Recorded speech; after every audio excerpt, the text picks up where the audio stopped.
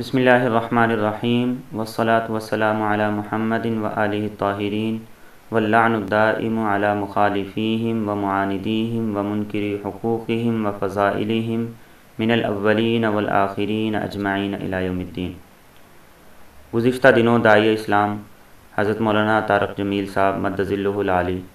آپ نے لائیو بیان میں یہ بات ارشاد فرما رہے تھے کہ حضرت علی رضی اللہ تعالیٰ عنہ کو مولا علی کہنا چاہیے،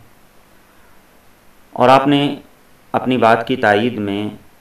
غدیر خم پر جو رسول اکرم صلی اللہ علیہ وسلم نے خطبہ ارشاد فرمایا تھا اس کا حوالہ دیا،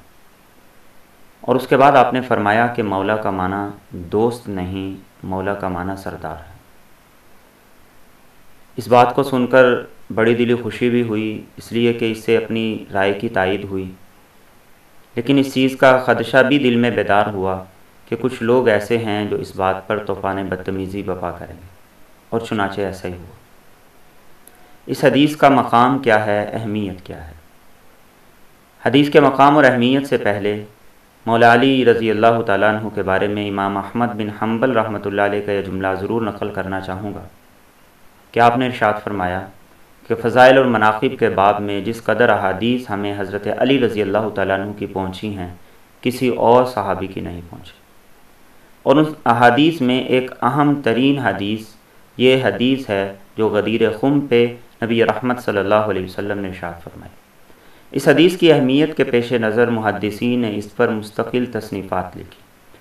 چنانچہ حافظ ابن حجر رحمۃ اللہ علیہ نے تہذیب التہذیب میں علامہ ابن جریر طبری رحمۃ اللہ علیہ کی ایک تصنیف کا ذکر کیا،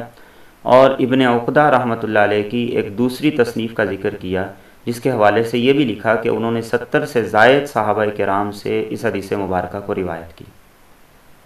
اور علامہ ذہبی رحمۃ اللہ علیہ کا ایک رسالہ اس حدیث کے حوالے سے انٹرنیٹ پر بھی موجود ہے جو 100 سے زائد صفحات پر مشتمل ہے، اور علامہ ذہبی رحمۃ اللہ علیہ نے اس حدیث کو متواتر بھی قرار دیا ہے، اور اس بات کو علامہ ابن کثیر نے اپنی کتاب السیرۃ النبویہ میں نقل کیا ہے، اور علامہ البانی رحمۃ اللہ علیہ جو حدیث کی تصحیح اور تضعیف کے معاملے میں بڑے متشدد ہیں،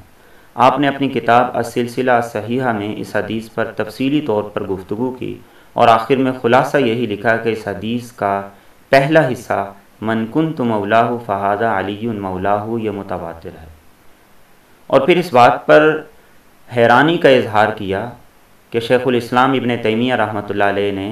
اس حدیث کے پہلے حصے کو ضعیف اور دوسرے حصے کو کذب اور موضوع قرار دیا، اور فرمایا کہ میری تحقیق کی بنیاد شیخ الاسلام ابن تیمیہ رحمۃ اللہ علیہ کا یہی کلام بنا تھا۔ جہاں تک اس حدیث مبارکہ کے معنی اور مفہوم کا تعلق ہے تو اکثر علماء نے مولا کا معنی دوست کیا ہے۔ استاد محترم مدظلہ العالی نے اس کا معنی دوست کی بجائے سردار کیا ہے، اور یہ معنی لغت کے اعتبار سے بالکل درست ہے۔ علامہ جزری رحمۃ اللہ علیہ نے اپنی کتاب النہایہ میں اس لفظ کا ذکر کیا، اور مولا کا لفظ ذکر کرنے کے بعد آپ نے اس کے 16 معنی ذکر کیے، اور فرمایا کہ مختلف احادیث میں یہ لفظ مختلف معنوں میں استعمال ہوا، اور پھر حضرت علی رضی اللہ تعالیٰ عنہ کی اس حدیث کا ذکر کیا،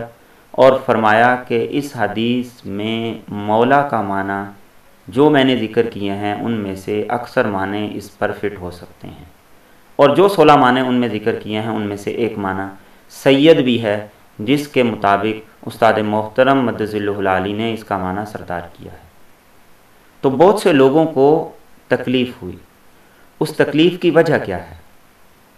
بہت سے لوگوں نے اس حدیث کو ضعیف قرار دینے کی کوشش کی، اس کی وجہ کیا ہے؟